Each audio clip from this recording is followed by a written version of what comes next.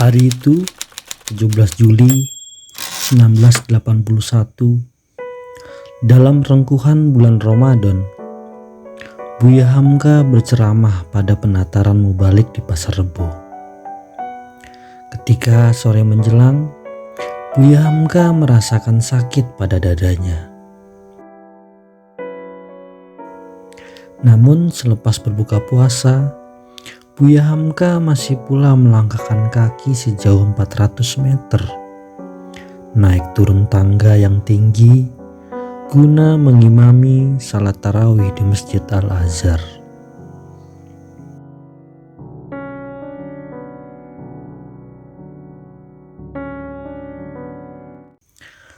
Padahal kala itu usia Buya Hamka sudah menginjak 73 tahun.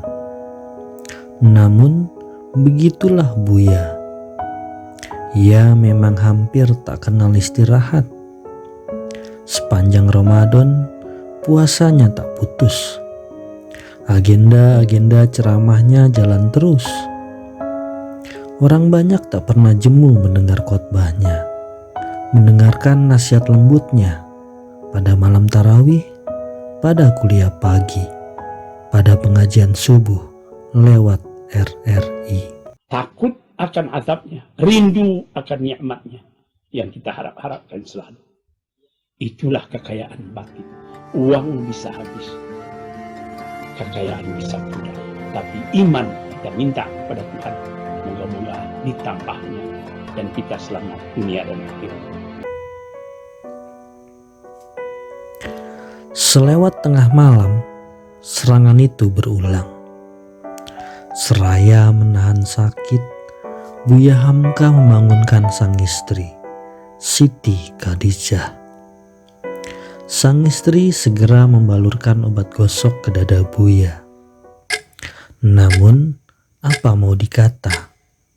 Hingga sahur menjelang, derita Buya tak kunjung mereda. Bahkan Buya sempat jatuh pingsan. Selepas kedatangan dokter Karnain, keputusan pun diambil. Buya harus segera dirawat di rumah sakit.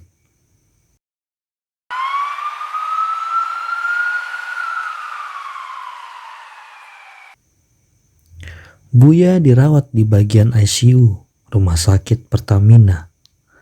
Menurut para dokter, Buya Hamka mengalami komplikasi akibat diabetes yang menahun.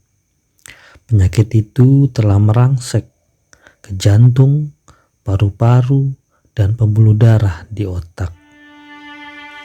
Akhirnya, setelah menyintas beberapa kali masa kritis dalam sepekan itu, langit Kebayoran Baru Jakarta mendadak mendung. Halilintar menggelegar. Hujan pun mengguyur deras. Pada 24 Juli 1981, ketika bulan puasa menginjak tahap ketiga, menjelang Lailatul Qadar, Buya Hamka berpulang pada pukul 10.30. Hanya dalam tempo 1 jam, orang-orang sudah berjubel-jubel di halaman rumah Buya Hamka.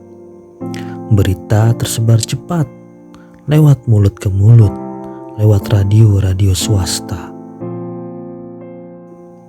Bahkan orang-orang di daerah sudah tahu, termasuk di kampung halaman Buya Hamka, Sumatera Barat.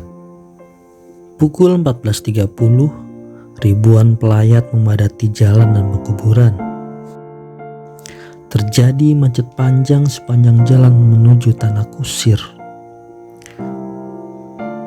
Mereka yang tak bisa mengiringi tegak di pinggir jalan guna menyampaikan rasa hormat, salam sayang dan rasa kehilangan yang teramat sangat. Mereka adalah orang-orang yang berpuasa, orang-orang yang baru turun dari sembahyang Jumat.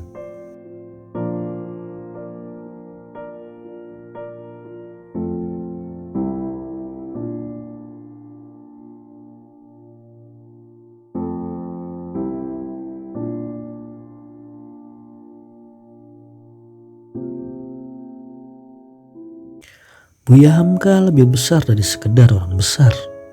Kepergian Buya adalah berpulangnya seorang sahabat, seorang ayah yang mahir melontarkan nasihat tanpa membuat sepotong ego pun merasa digurui. Di mata khalayak, Buya Hamka adalah ulama yang ramah, pujangga berhati tulus, pemimpin yang jauh dari kesan palsu. Ada sesuatu dalam diri Buya Hamka yang menorehkan rasa sayang di kalbu jutaan orang. Saban sore, orang-orang selalu antri di beranda rumah Buya Hamka. Kebanyakan dari mereka bukan berasal dari kalangan santri, apalagi kiai. Bukan pula para birokrat pemerintahan, melainkan orang-orang biasa, orang-orang awam yang selalu diperlakukan sama pentingnya dengan tamu-tamu penting oleh Buya Hamka. Mereka bertandang demi menjemput beragam hikmah, mulai dari urusan harta gonogini hingga doa melintasi makam yang angker. Mereka bisa seorang haji, bisa artis termasyhur, bisa pedagang keturunan Tionghoa. Dan semua itu dilayani Buya Hamka tanpa perlu merogoh kocek 1 rupiah pun.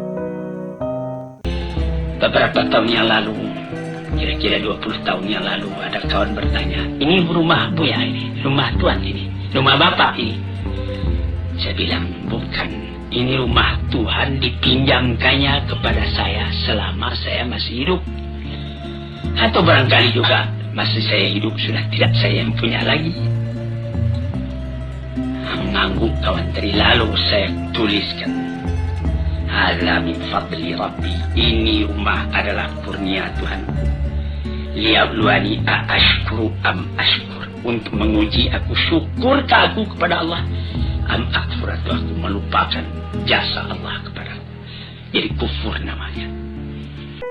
Lewat pribadi Buya Hamka, agaknya hiduplah gambaran seorang ulama besar yang dekat dengan kalangan yang sangat umum. Seperti orang-orang udik dalam sinetron para pencari Tuhan yang sohor itu. Makanya tak heran apabila Buya Hamka mampu menjadi bapak bagi kalangan santri yang terhuyung-huyung. Ya, meskipun dibesarkan dalam lingkungan Muhammadiyah, anak-anak Hamka tersebar di setiap penjuru ormas dan aliran Islam, bahkan di kalangan non-muslim. Demikianlah Buya Hamka, seorang ulama yang sangat paham hidup di luar masjid. Ulama besar yang barangkali belum kita temukan penerusnya hingga hari ini.